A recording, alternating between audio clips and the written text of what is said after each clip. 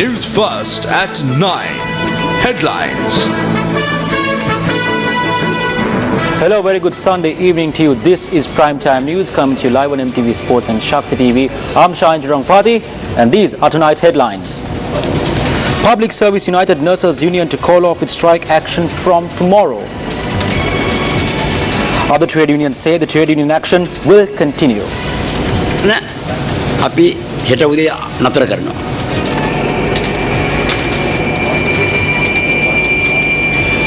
Patient civilian convenience due to the strike action at government hospitals for the second straight day. The around-the-world team to arrive in the island tomorrow. And finally, 3 members of the same family brutally murdered.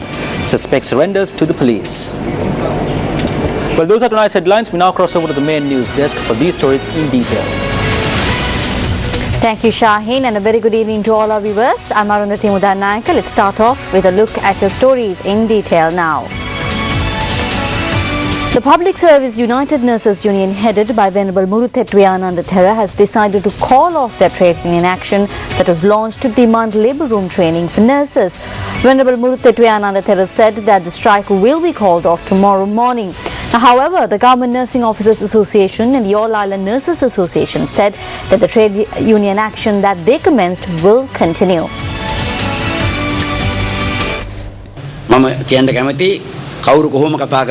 The Public Service United Nurses Union will take part in this trade union action only today. From tomorrow, we will withdraw from this trade union action. We will call off our trade union action tomorrow morning.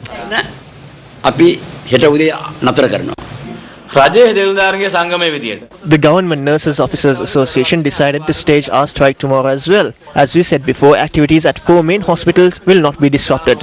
We will also engage in emergency as well as essential services at all other hospitals. However, we will continue to stage our strike action tomorrow as well. Saman Ratnapriya has spearheaded many strikes in this regard. However, they were not successful. We don't need to take anyone's side. What has happened today? Saman Ratnapriya is making statements via the media. However, I need to clearly say that Saman Ratnapriya cannot even gain the support of 250 nurses without the Public Service United Nurses Union.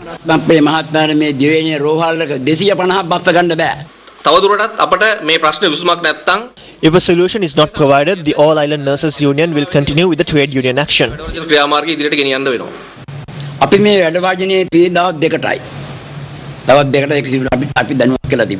We staged this strike only for 2 days. We were only notified to set the strike for 2 days. Following a request made by the President, Dr. P.B. Jayasundara, who arrived at my temple last morning, said that a committee will be appointed under his leadership. The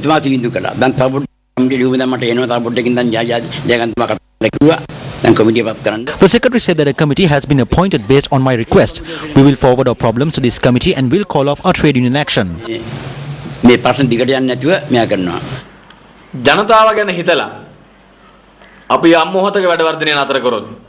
In the event we call off our trade union action thinking about the general public, or if we call our trade union action based on a solution, we will move away from the medical administrative service and function independently. As a first step towards this struggle, we will not be signatories to the medical administrative service. We intend to maintain a diary and mark our attendance from day one. If they need to be taught, they need to discuss about the requirements needed on par with international standards. We clearly conveyed this to the Health Minister. We engaged in a discussion on Friday. We asked them what we need to do in order to uplift the quality of the nurses and how we can engage with them to make this effort a success. We have to clearly state that our objective is to reduce deaths among expectant mothers. We will in no way bow down to any demands made politically or otherwise. This is our legal stand and the international standard. This is the standard of Sri Lanka and the view of consultants. ලංකාවේ ප්‍රමිතියත් ඒකයි විශේෂඥ වෛද්‍යවරුන්ගේ පැහැදිලි මතයත් ඒකයි. Newsfirst was in the forefront reporting the long-standing dispute between nurses and midwives over labour room training from day one. Now, following the trade union action launched by nurses, Newsfirst reported the issue with a comprehensive outlook with the sole objective of finding a solution to the problem at hand. Ultimately, it's the general public who are put from the frying pan into the fire and no one else. Now, keeping this in mind, we at Newsfirst brought the key stakeholders of this issue to one platform. We last evening invited the representatives of the Government Nurses Officers Association, Public Service United Nurses Union, the Family Health Workers Association and the Government Medical Officers Association. Here, responding to a question posed by Newsfirst Surangasana Nayaka, all parties agreed to settle the matter through dialogue. Let's take a look at the excerpts of this interview telecast on our flagship news bulletin on Sirisi TV at 7 p.m. yesterday. You have a responsibility towards the patients. What are you doing for these patients? Will you reach a solution over this? Yes, we are ready. What we are saying is that the training which was provided for the past 3 months be continued for the next 2.5 months and complete the training. We can sit and discuss on how this needs to be resolved for the next year. Are you prepared for a discussion?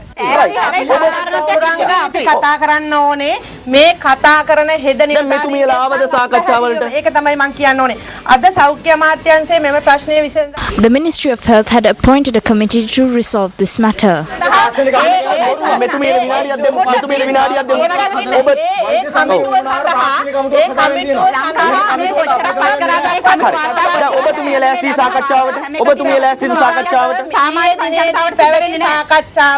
මෙම රෝගීන් අපහසුතාවයකට පත් නොකර මේ ප්‍රශ්නය විසඳන්න සෞඛ්‍ය අමාත්‍යාංශය පත් කරනවා. අපි මෙහෙම කතා කරමුකෝ ඉදිරියේ හෙට එළඹෙන. Are you prepared to resolve this matter tomorrow? අපි සෑම අවස්ථාවකදී ඔබතුමිය ලෑස්ති සාකච්ඡාවට එන්න අවම ඉල්ලීමක් කරගෙන අවසන් කරන්න මෙතන Do you need a third party to mediate the discussion? මේ අනුන්ගේ වෘත්තිය කියන්නේ දෙපාර්ශ්වයේම ලෑස්ති. All factions are prepared to resolve this matter through dialogue. There is a danger here as well. What if the general public says that they do not need the free health service and demand for a strike-free health service even by paying money? That will be a serious issue. තර්ජන නැති සෞඛ්‍ය සේවයක් දෙන්න කිව්වොත් එතෙන්ට තල්ලුනොත් ජනතාව රටේ භයානක තත්ත්වයක් ඒක. ඒ නිසා සුරංග වෛද්‍ය පරිපාලන සේවාව එතනට සෞඛ්‍ය සේවාව තල්ලු කරනවා. වෛද්‍ය නිලධාරීන්ගේ සංගමයත් එතන සෞඛ්‍ය සේවාව තල්ලු කරනවා. අපි හිතනවා ඔබ දෙපොළොව ඔබේ දෙපාර්ශ්වයෙන් පරිපාලනයේ නෙමෙයි මේ කරුණාකර මට අවස්ථාව දෙන්න. ඔබ දෙපාර්ශ්වයෙන්ම ලෑස්ති සාකච්ඡා මාර්ගයට අපි බලාපොරොත්තුෙන් සිටිනවා. සාකච්ඡා මාර්ගයෙන් මේ ගැටලුව විසඳෙයි කියලා. නවීන සොයිසා වෛද්‍යතුමාටත් අපේ ස්තුතිය පිරිනමනවා. අපි බලන් ඉමු. Meanwhile, activities at many state hospitals across the island were hampered as a result of the trade union action launched by nurses. The strike action launched by nurses trade unions continued for the second day today after discussions with the Minister of Health and midwives on Friday ended without a solution for the long-standing dispute between nurses and midwives over labour room training being given to nurses. A number of kidney patients staged a demonstration opposite the Anuradhapura Teaching Hospital this morning against a strike launched by nurses in public hospitals across the island. The patients demanded the nurses to immediately commence their work at the kidney unit of the hospital.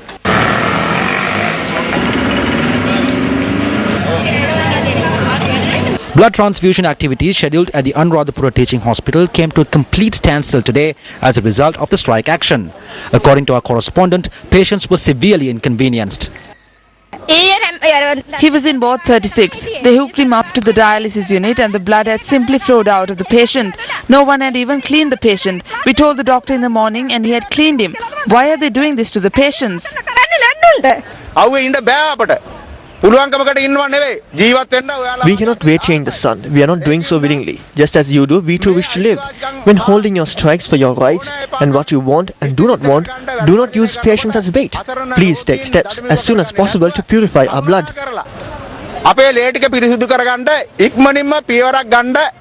The patients disrupted vehicular movement along the Harishchandra Mawada located opposite the Anuradhapura Teaching Hospital to show their protest over the trade union action.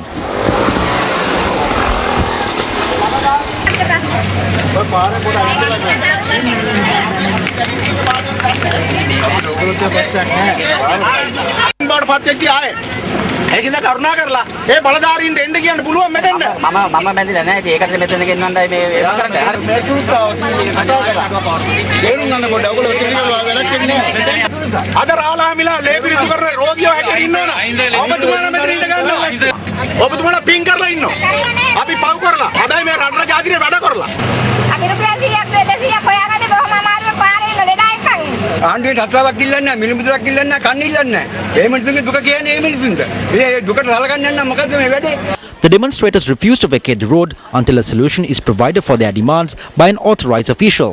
Subsequently, representatives of the Anuradhapura branch of the Public Service United Nurses Union, Government Nurses Officers Association and the Government Medical Officers Association held discussions with the demonstrators. We discussed the situation with the people and made them realize the reality. We have increased the number of machines to 6 and have convened the staff. We will not be reporting to work in uniform but in civil attire in order to conduct dialysis treatment for the welfare of the people of this country using 6 machines.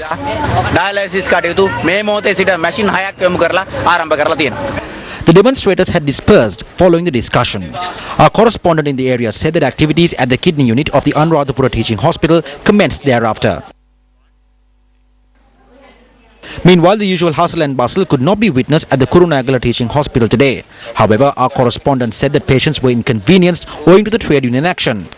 Meanwhile, a clash erupted recently when a midwife had attempted to assist an expectant mother who was brought to the Kurunagala Teaching Hospital for the delivery. The clash had reportedly taken place when the midwife in question had attempted to bring the labour room equipment. The mother had delivered the baby with the assistance of the hospital doctors. When it appeared that the child was about to be born, a midwife came here with a pair of scissors. At that point, a nurse who was there hit the midwife. Although I was in much pain, I witnessed the nurse attacking the midwife. Thereafter, several doctors together delivered my child. If the doctors weren't there, the baby and I would be dead. Furthermore, in Colombo, doctors and minor staff carried out the functions of the Colombo National Hospital. Our correspondent said the doctors at the accident ward continued to examine patients while minor staff at the hospital also assisted in the process. The hospital security staff assisted in directing patients to doctors. Activities at the Kalubovila Teaching Hospital was severely affected following the trade union action for the second straight day today. Last evening she was bitten by a dog and they asked us to come this morning to get the injection. They did not give the injection yesterday and this morning they asked us to wait till 10 o'clock, but they are yet to administer the injection. They asked me to come here for the final course of immunizations for a dog bite, but today they told me that since the dog was alive, I do not need an injection. Patients were inconvenienced at the Valasmola Base Hospital owing to the nurses' strike. Our correspondent said the doctors and minor staff carried out the functions of the hospital. We were able to witness how doctors and other staff took steps to carry out the duties of nurses as well and prevent a situation from arising. Activities at the Mathura General Hospital has not been hampered as a result of the strike action. We are administering treatment to patients in the outpatients department and we are also administering treatment to in-house patients. At the Karapitiya Teaching Hospital, doctors carried out services with the assistance of minor staff owing to the strike. The doctors have gotten together with other staff and are working to ensure that no problems arise for the patients. Welcome back to the news. Now, the Around the World in 40 Days team that is in New Delhi, India, attended a special function at the Sri Lankan High Commission a couple of hours earlier. Newsfirst Ramesh Bandara reports. Around the World in 40 Days. A special event was held at the Sri Lankan High Commission in New Delhi today in lieu of the World Conference on Youth. The event, which was spearheaded by the Sri Lankan High Commissioner in India, Prasad Karivasam, was also graced by the Secretary to the Ministry of Youth Affairs and Sports in India, Sri Rajiv Gupta. 5 youths from Sri Lanka for last 40 days have been traveling the world, several capitals of the world, showcasing and as a curtain raiser for the World Youth Conference being held in Sri Lanka. Their last stop is here. They made it a point to come to India as the last and most important stop. Why? By 2020, India will have the largest number of youth in the world. And in recognition of that, our youth have come not only to talk to you, interact with you, but to invite you to join in this effort to make the world better and to participate in the World Youth Conference. This conference is indeed a historic event where about 1,500 delegates from all the world are expected to participate. We have noted from the conference papers that a lot of serious effort has gone into the organization of this event. I am confident that this conference will come with the outcome that is Colombo Declaration on Youth, and this declaration is going to play a key role in mainstreaming the youth issues in the post-2015 development agenda. The event witnessed the participation of over 100 youth representing the whole of India. Ramesh Irugal Bandara for Newsfirst.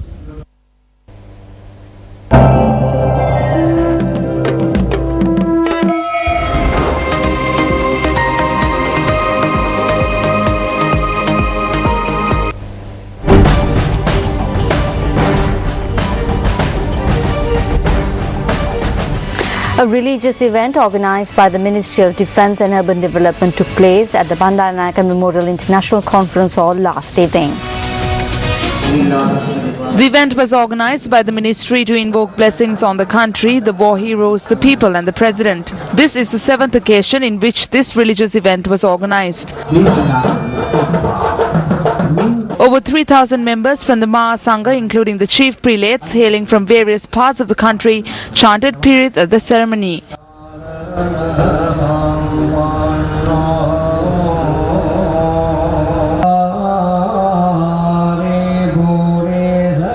President Mahinda Rajapaksa also attended the event. Meanwhile, arms were presented to the Mahasangha this morning under the auspices of the head of state.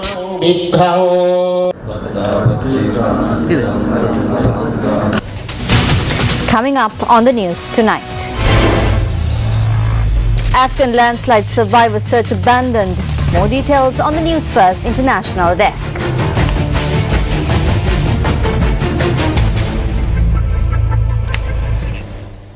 Also in local news, the Department of Meteorology says that many areas in the island will experience a heavy rainfall of 100 millimeters during the next 24 hours.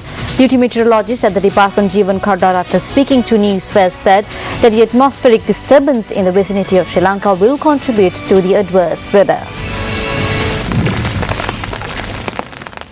The Aralaganmula Reservoir reached spill level as a result of the heavy rainfall experienced over the past 4 days in the Polonnaruwa district.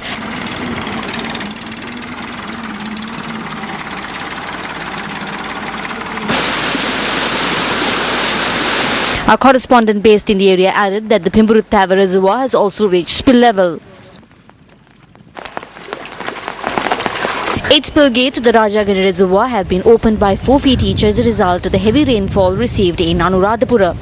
In addition, the 2 spill gates of the Angamu Reservoir have been opened. Project engineer of the Rajangani Reservoir, Aruna Konagedara, said that with the opening of the gates, 1,000 cubic feet of water per second is being released to the Kalaoya. Assistant Director of the Disaster Management Centre, Pradeep Kodipilli, said that there is a risk of the lowlands on either side of the Kalaoya being submerged due to the rising water levels and urged residents to exercise caution. The spill gates of the Ambakulabava and Attargala Reservoir in Galgamu were opened today. Our correspondent based in the area said that the main road from Ambakulabava to Attargala was submerged due to the rising waters. According to our correspondent, over 100 persons have been displaced as a result of the rising water levels of the Naneri Oya. The affected villages were identified as Moragahavawa, Mahandaravawa, Kirimatiava and Asirigama. The Navagattegama Salyavaka road has been inundated as a result of the bad weather. The Divisional Secretariat of Navagattegama said that many houses were underwater owing to the heavy rainfall. Relief is being provided for the displaced. We have prepared breakfast for the people. We will also provide them with cooked meals. We have carried out our duties under the instructions of the District Secretariat. We have completed our work with the assistance of the Grama Seva officers. Meanwhile, Eluwankulama area in Puttalam was inundated with Kalaoya overflowing. Furthermore, electricity supply to the Helabadugama village in Galnava was disrupted due to the adverse weather. Gale force winds accompanied by rain also caused damages to a number of houses last night. There needs to be trees on either side of the road, but the branches of these trees are not strong and they are about to fall onto the ground. Although we inform the respective authorities, they turn a blind eye to the matter. A group of foreign and local tourists on an excursion to the Minneri National Park was stranded due to the overspoiling of the Kiroi Reservoir last evening. The group comprised 28 Sri Lankans and 4 foreign nationals. The group were rescued by the efforts of the police and the army. The rescue operation lasted for nearly 3 hours. The landslide warning issued to the Kegol, Kandy, Badulla and Nuwara Eliya districts is still in effect. The warning that was issued yesterday is still in effect. If rain continues over the next 24 hours, there will be a threat of landslides and also earth slips. People residing in landslide-prone areas need to remain vigilant. No disaster situation has been reported so far. However, the DMC has deployed units to all districts. Let's have a look at the weather forecast for the next 24 hours.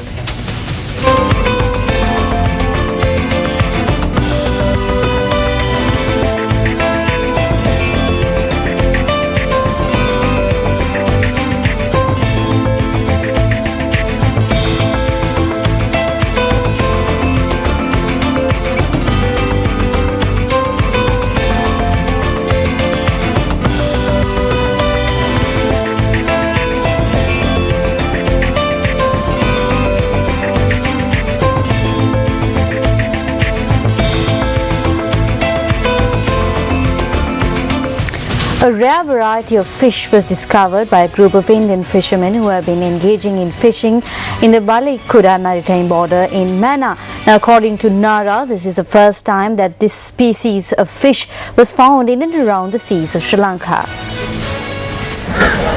This group of fishermen who arrived from Rameshwaram, India had found the unusual fish on the 2nd of this month. The Hindu newspaper also reported the finding.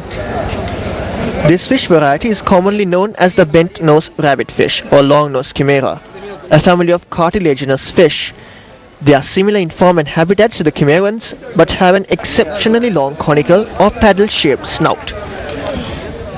According to marine biologists, the long-nose chimera shows a distribution in the deep waters of the continental slope in the depths of below 400 meters, and it uses its elephant trunk-shaped nose for communication, to find food, and to protect itself. Although long-nosed chimerans, which are 60 to 140 centimeters long, are not economically important, the flesh of this fish is considered to be very soft and watery. Meanwhile, Nara says that this catch shows that Indian fishermen are trawling in more and more in-deep waters and catching all available organisms threatening the biodiversity of both shallow and deep waters.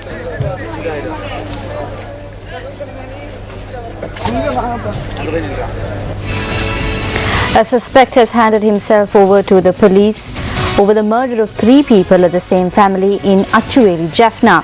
According to the Kopai police, the murders were a result of a long-standing family dispute. A neighbor of the household had notified the police emergency hotline upon discovering bodies with cut injuries in a house in the Achueli Kadiripai area in Jaffna. As soon as I saw blood stains in the house, I notified the police. After that, together with the police, we rushed them to the hospital. 5 victims were found lying on the floor of the house with cut injuries. 3 of them were already dead upon admission to hospital. The police said that the murders were carried out with the use of sharp weapons and that the 2 survivors of the incident were transferred to the Jaffna Teaching Hospital from the Achueli Hospital. The deceased were 50-year-old Nikunanandam Arulnayahi, 27-year-old Madhusha and 19-year-old Suhangal.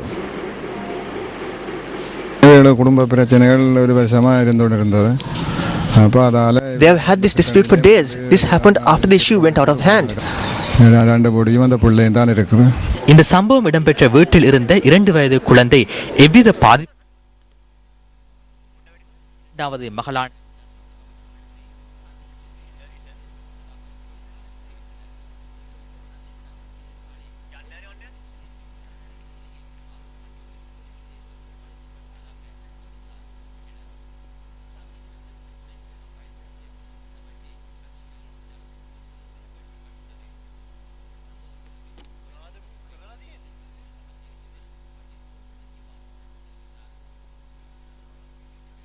It has been revealed to the police that the murder was carried out by the husband of the 50-year-old murdered victim's eldest daughter. It has also been revealed that the suspect has been having an affair with the wife's sister. The suspect has strictly opposed the marriage of the wife's sister. However, she had got married a few months ago, so reports suggest this was the cause of this tragedy. Meanwhile, Dr. M. Ganeshan, who is a consultant psychiatrist at the National Institute of Mental Health, said that murder is not the solution to family disputes. There are many ways of solving it, and there are many people, many organizations, institutions that are available to support such issues and help. Whenever these sort of problems come up, the families try to solve them by themselves. Yes, that is possible up to some extent. But when the problems become too big, because of loss of faith and feeling shy about it, people don't take these problems to the institutions that are available to help. There are many organizations, state and non-state institutions that are there to help people when they have unsolvable problems. I mean, whenever a problem comes, there are many ways in which this problem could be solved. If we think carefully, we will come to the right method. Very often what happens is, because of lack of problem solving skills, people take on the first solution that comes to their mind. The houses situated near the Kolonnawa garbage mountain that have been destroyed due to the rains were observed by Democratic Party's Kolonnawa group leader and provincial councillor Susil Kindelpitiya today. Susil Kindelpitiya observed the 101 Watta area in Kolonnawa today. After the tour, the provincial councillor also spoke to area residents who are adversely affected by the garbage mountain in Kolonnawa.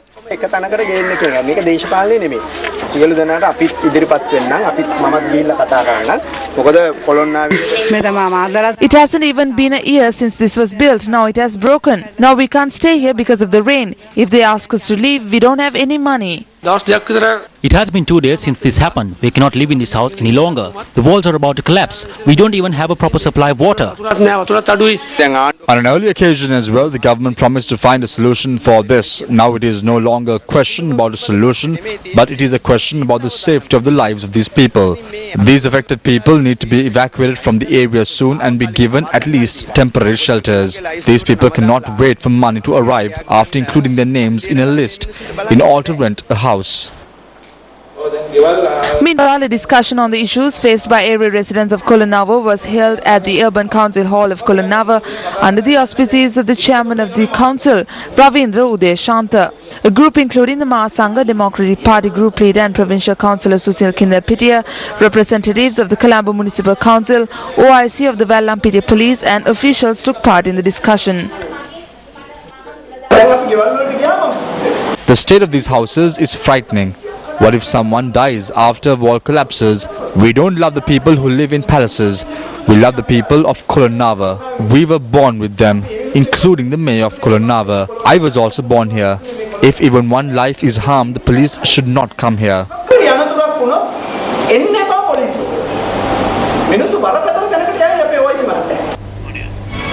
UNP MP Sajid Premadasa says that even though the government pledged to provide job opportunities for the youth following the construction of the Hambantota port, this pledge has been restricted to mere words, not actions. The MP made this comment at an event held in Hambantota yesterday.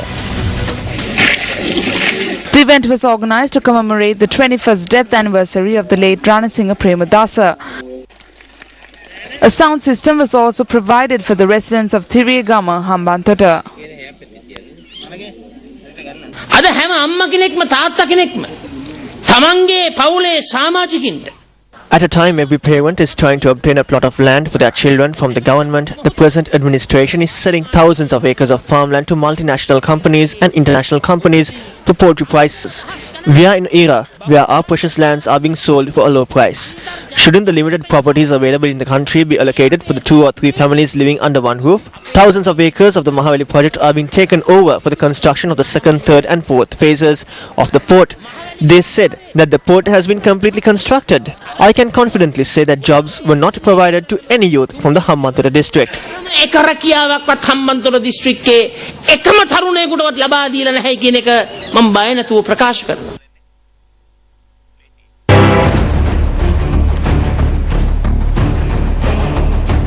Now taking a jibe at Mamata Banjari over her paper tiger comment, BJP Prime Ministerial candidate Narendra Modi said that a real tiger is one who jails those involved in the Sharda Chit Fund scam and gets back money of the poor. And Modi also said that Banjari's attack on him would not deter him in helping Bengal if BJP comes to power at the centre, and a strong BJP government would also ensure that the West Bengal Chief Minister does her job seriously.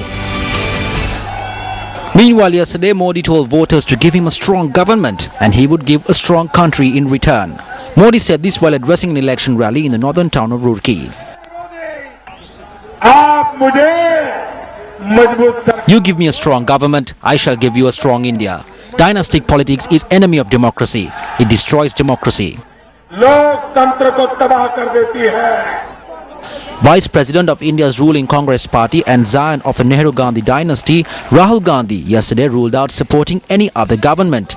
The Gandhi scion, who has been heading Congress's campaign, was confident of forming the next government with adequate numbers. We will not support any other front. We will get adequate numbers. You watch out. We will get adequate numbers to form the government. It is his habit. As I said earlier, he has anger, I don't have anger. I do my work. Here we have heart-to-heart relationship. People don't like it. We don't have political relations. Ours is a relationship of love and affection. लोगों को अच्छा नहीं लगता है कि यहाँ दिल का रिश्ता है, प्यार का रिश्ता है, राजनीतिक रिश्ता। Rescuers have abandoned the search for survivors after a landslide buried an Afghan village, with officials also revising down the death toll. Afghan officials thought that a maximum of about 500 people had died in the landslide that engulfed the village of Hobo Bank in Hindu Kush under tons of rubble. The Newsfirst International Desk reports. Thousands of survivors of a massive landslide in Afghanistan's remote northeast waited for handouts of food and water and received medical aid as rescuers gave up on trying to find anyone alive under the sea of mud. The number of killed or missing was put at between a few hundred and as many as 2,700. Earlier, the officials said they feared that up to 2,100 people from 300 families were feared dead. UN authorities in Afghanistan could not verify the Afghan officials' death toll, saying 350 were confirmed dead and many more were missing. The UN said its focus was now on more than 4,000 people displaced by the disaster. Afghan President Hamid Karzai said he was deeply saddened by the situation and ordered disaster authorities to deal with the situation and deliver aid. Aid was on its way, but the remote village is difficult to reach and the heavy machinery needed to dig those trapped is not easily transported. Field clinics have been set up in tents where the displaced are now living. Pro-Russian separatists in the rebel stronghold of Slavyansk continue to occupy the town despite Kiev's offensive on Friday aimed at retaking the eastern town. Ukrainian officials, who have been criticized for being slow to act to stop the rebels seizing swaths of its Donbas coal and steel belt, launched an anti-terrorist operation in early April but have resisted large-scale measures so far. They made another attempt on Friday, but that fell short of bringing back control of Slavyansk. The rebels, who demand a referendum on independence for at least two eastern regions on May 11th, have seized official buildings in major centers and small towns across the Donbas, often with little or no opposition from local police. Pro-Russian separatist Maxim noted in a sarcastic remark that neither government forces nor the ultra-radical opposition group Right Sector would be very welcome in Slavyansk. But while separatists continue to occupy the barricades, Slavyansk residents say they just hope for peace. Kiev has acknowledged it has little control over some of the police forces in the east, threatening the status of a presidential election due on May 25th, which some in Kiev hope will draw a line under the messy transitional period.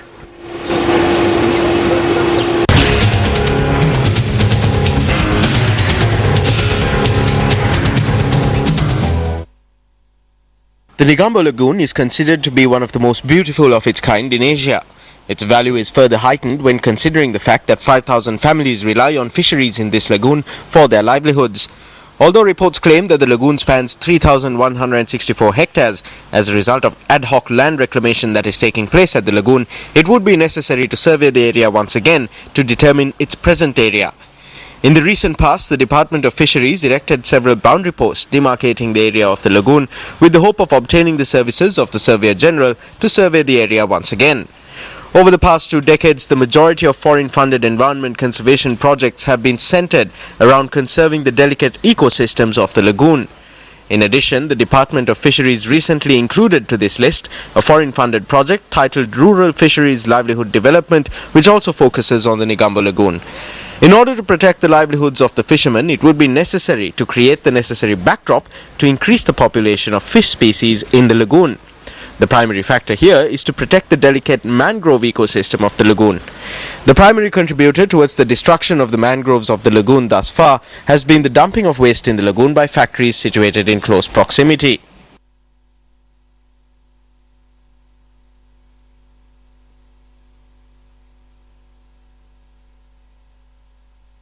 The Negombo PHIs and the Urban Council have established a system where the water which goes through the final filtration process is released into the lagoon. But now 10 years later, there is no filtration system.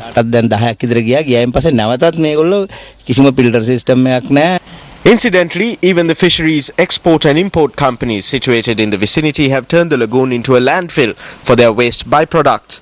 While the Divisional Secretary of Negombo is responsible for the lagoon as it is state property, several other institutions too have been entrusted with the responsibility of monitoring the lagoon. These are the Forest Conservation, Wildlife, Coast Conservation and Fisheries departments. The fisheries resource and the mangroves are being destroyed completely. Although we have informed the necessary authorities, no steps have been taken. They keep passing the buck, saying it is not their responsibility. Be the Fisheries Ministry or the Coast Conservation Department, there is no management of the Negombo Lagoon at present. As a result, production is declining daily. Toxic waste is being dumped into the lagoon and the mangroves are being destroyed. So we begin to wonder whether there will be any fish or crustaceans left. Shouldn't a proper system be introduced to ensure the sustenance of the Negombo Lagoon, which is a resource not only to Negombo but to the entire nation? District Secretary of Gampaha, this is over to you. Shahin.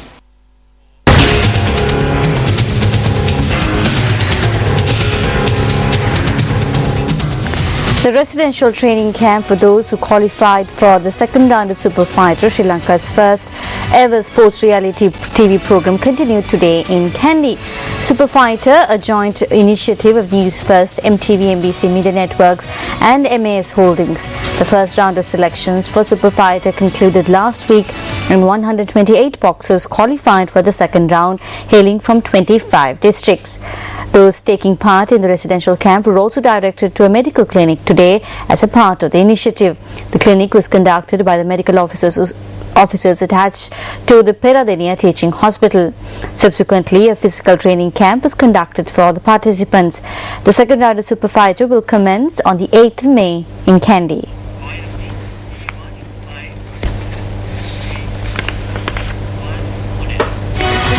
Supun Viraj Samdeniya set a new tournament record at the Junior National Games in Sri Lanka in the Under-23 men's 110-meter hurdles, winning gold in the event. But how is Supun Viraj Samdeniya treated by the Sri Lanka Athletics Association? Sports First investigative journalism segment, The Bitter Truth, delves deeper.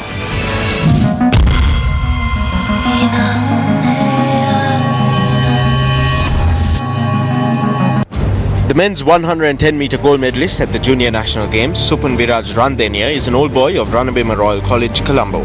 Incidentally, he has also won a silver medal prior to this in the men's 110-meter hurdles event at the concluded Asian Youth Games. Supun Viraj Randeniya incidentally holds the record in South Asia for the event.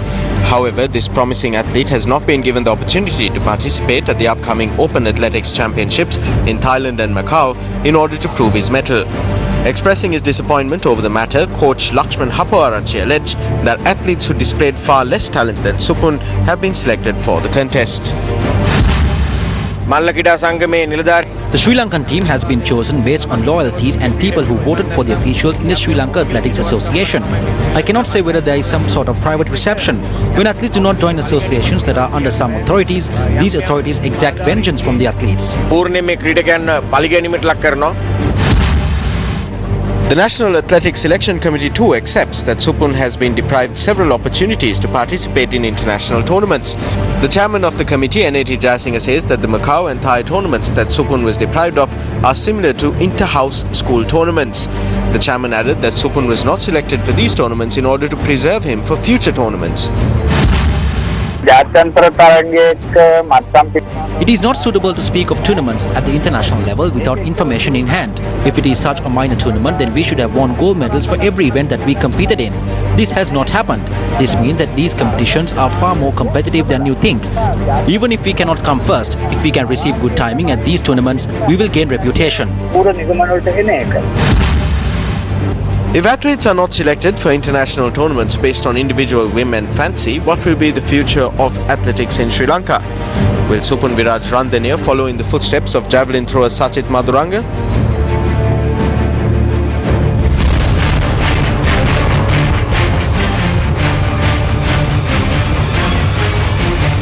Well, that's a look at news at 9 for tonight. Thank you very much for joining us. I'm Arundhati Mudanayaka. Have a great week ahead of you. Good night. Hotline 0114-896-896 www.newsfirst.lk. Feedback at newsfirst.lk.